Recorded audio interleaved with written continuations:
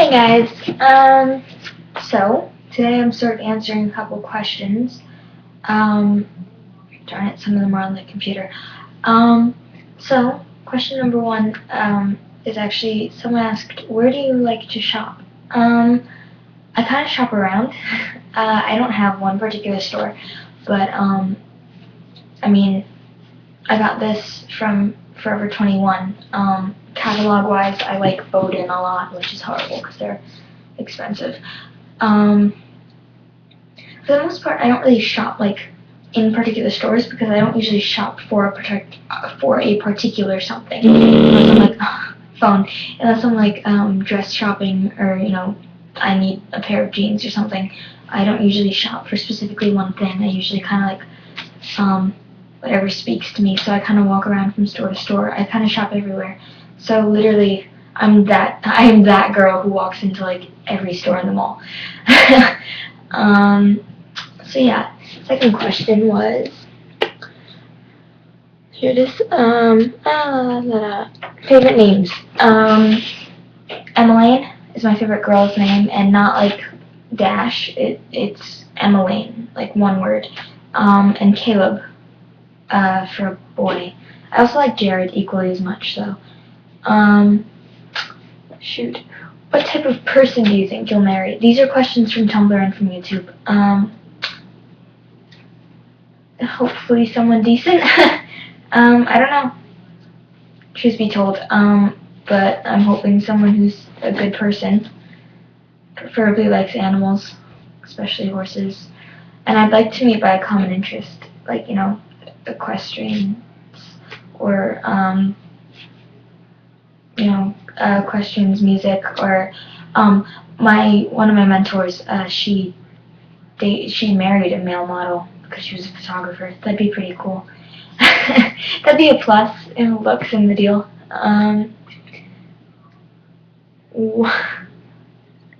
Oh, this is a Tumblr question.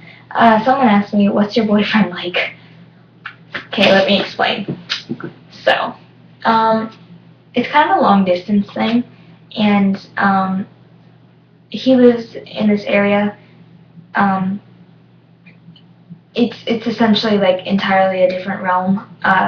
It's between Narnia and Middle Earth. And no, I'm being completely serious here.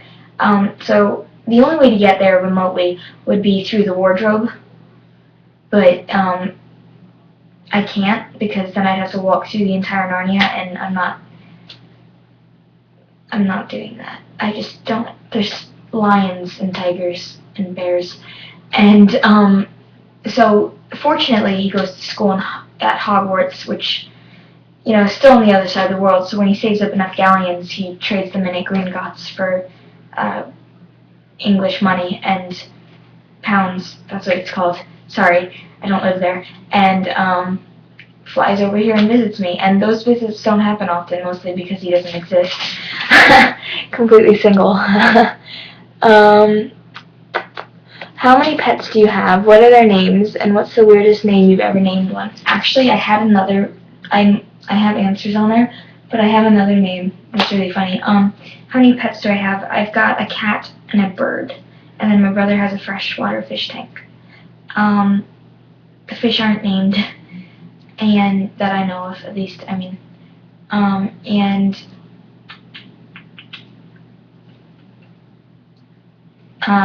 sorry, the cat's name is Crystal. Oh, did you ask why? Yeah, what's their name / why? Okay, sorry, can't read from here.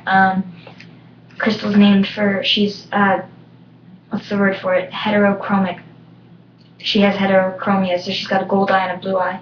And I named her for her blue eye. Originally I was looking at like Snowball and stuff because my dad called me, I was like 5 at the time, called me, he's like, oh, we got a white cat. And I was like, oh, yes, something classic like Snow White or Furball, Snowball, or something like that. And then I got her, and she had a blue eye, and I named her Crystal. And then my bird's name is Captain Jack Sparrow.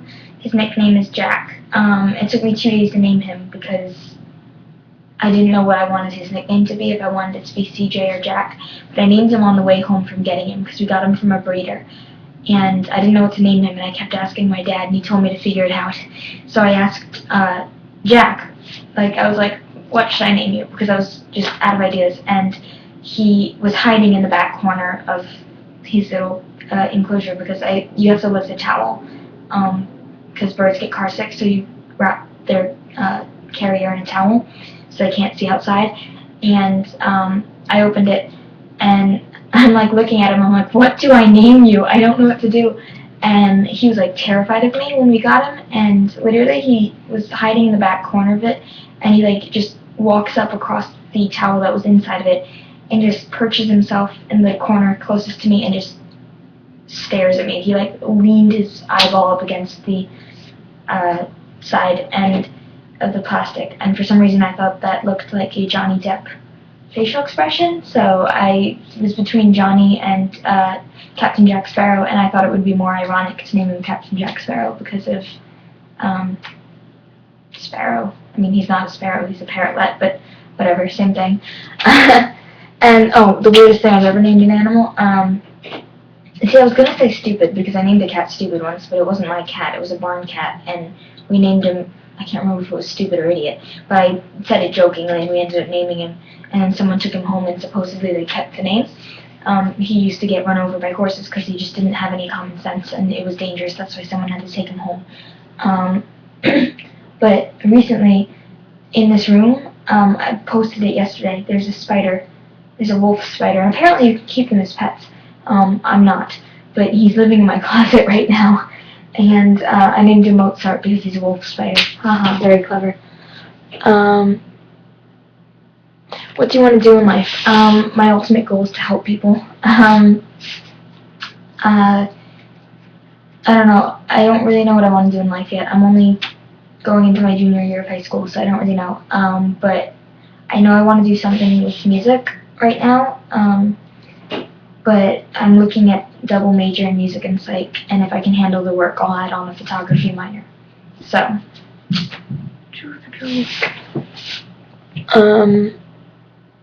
and my ultimate life goal would be to learn 20 instruments.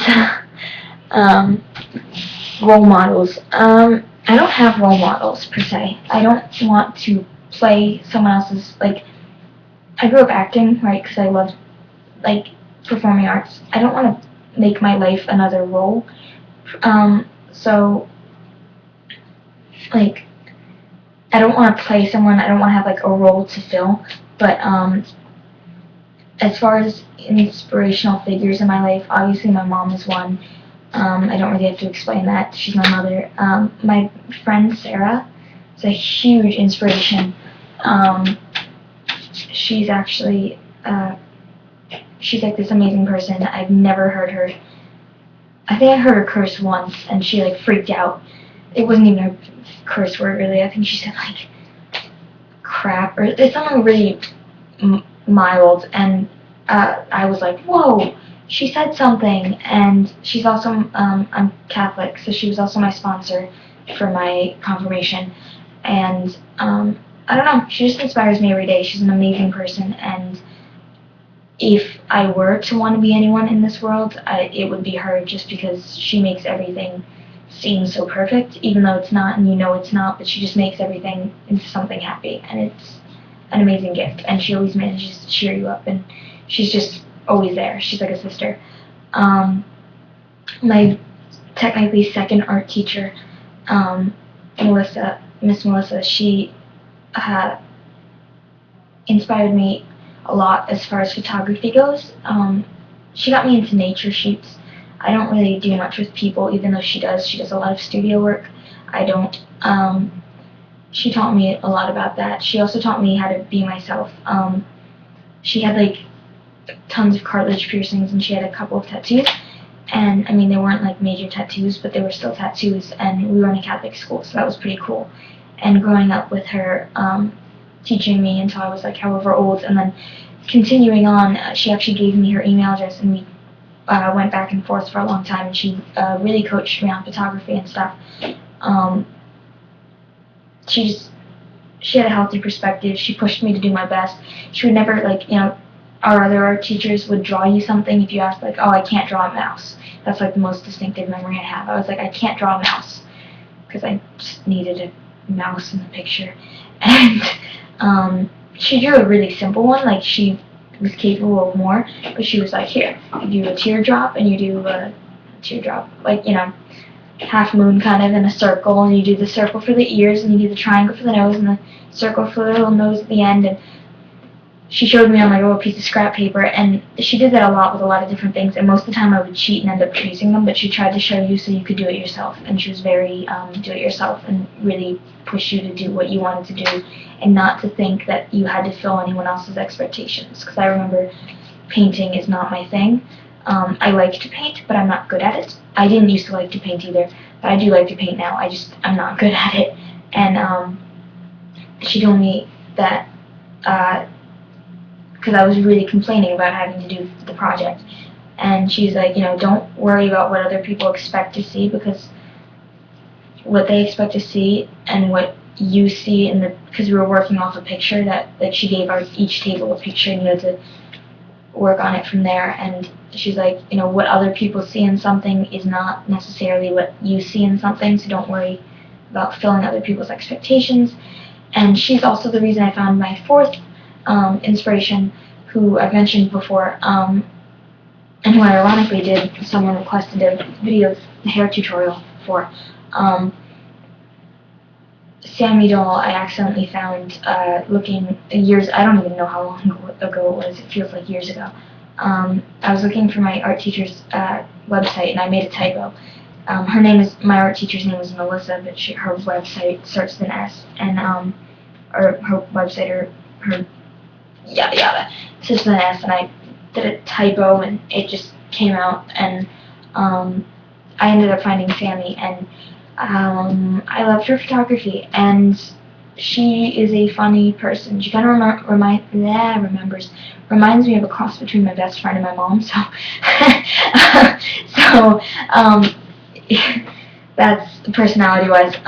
And I kind of like her. She's pretty genuine, and I don't know her personally, but she seems like a pretty good person. So, she's kind of that last influence. And is there anything else I wanted to say about any of them?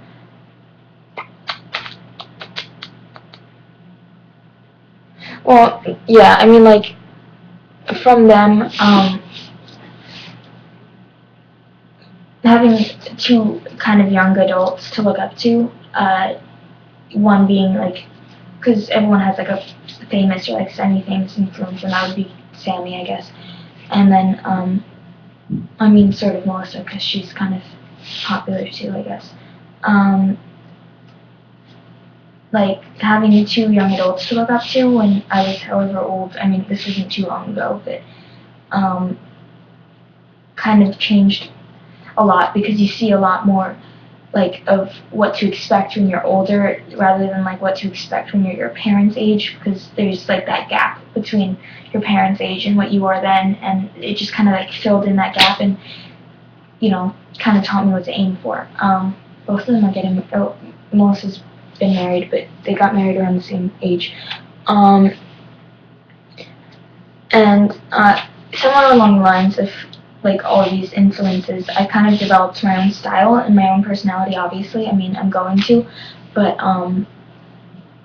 I think there's a lot of influence, so I don't call them role models so much as influence. My photography definitely has a Melissa influence. Even she does her photography, her nature stuff. It's very, I love macro, which she points out to me. I have, like, an obsession with macro, and my clothing choice for today actually is probably closer to something Sarah would wear, even though that was unintentional. There's a lot of things that are unintentional that I realize later. Like, right now I'm kind of going through, like, a rocker chic, not necessarily, it's kind of like a whatever look, like, whatever I happen to like I said, I kind of shop wherever, whatever I happen to like in the store, and looking at it, it's kind of like a cross between Sarah and, like, Sammy's old look. So, don't know what to make of that, but I guess following them for a while has taken its toll. So yeah, I mean, like, you develop, no matter what, you're going to develop your own personality. Just don't try to be someone you're not. It's 15 minutes, holy shit. This is my last question, good. And really I try to be myself. What got you into hair and makeup? Makeup, as far as theatrical makeup goes, I'm talking with my hands. As far as theatrical makeup goes, freshman year, my Halloween costume, I guess it was kind of before freshman year, because I came up with the idea in, like, July. I plan ahead. I do plan ahead for Halloween. And that got me into theatrical makeup. I think there's got to be a picture of it somewhere on here. I was the corpse bride. And not really Tim Burton's Corpse Bride, by the way, just to straighten that out, because that makeup's not hard to do. But yeah, I kind of got into it from there. I was complimented a lot on it, and it kind of made me realize that I kind of enjoyed doing it. Like, I enjoyed figuring it out and, like, adding my own takes and stuff. And so from there I started doing a lot of theatrical makeup. I actually won third in our state competition for makeup design, theatrical makeup design, with my design for Phantom of the Opera, The Phantom Unmasked, and could have done better had I explained it better. Could have won, no. And then makeup in general, like the more, I guess, natural looks, or I'm not wearing any right now, obviously, would probably be, a lot of it was just influenced by getting into makeup. My mom kind of encouraged it. I started wearing eyeliner when I was in, like, 6th grade. My mom encouraged me to wear it to dances and when I hung out with my friends, and I hated it. I started wearing it every day when I went into high school, but it wasn't my thing. I didn't start using, I had mascara, I didn't start using it without having, like, I would wear it for shows, because I had to, but I didn't like it, because when I modeled as a kid, I hated mascara. It used to make my eyelashes stick together and drove me insane. So I didn't actually start using mascara until, I guess, mid-freshman year by choice. I wore it, like, homecoming and stuff because my mom, again, kind of forced me to. Not really, she was just accepting of the fact I didn't like it. She just told me I basically had to.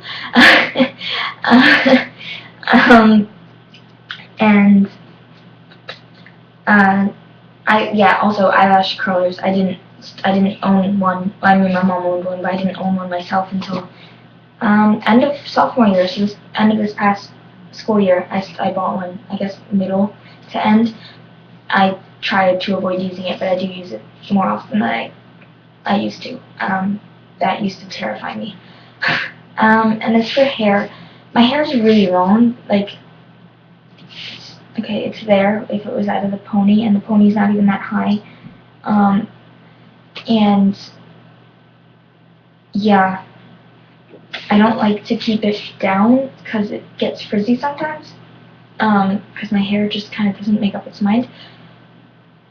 So I usually put it in a ponytail. Recently it's been, like, low side ponytails, but I kind of like low ponytails. But I do a lot with my hair because I can. I don't need to put in extensions most of the time. I can do bows on top of my head and still have, like, ribbon hanging down. It doesn't take much. Like, I just have long hair and I started messing around with it. I love braids. It's probably what I like to do most. So I don't really know how I got into that. I guess it kind of came part and package. So yeah, that's about it. Love you all, and this is almost 20 minutes, so I'm gonna go. Bye.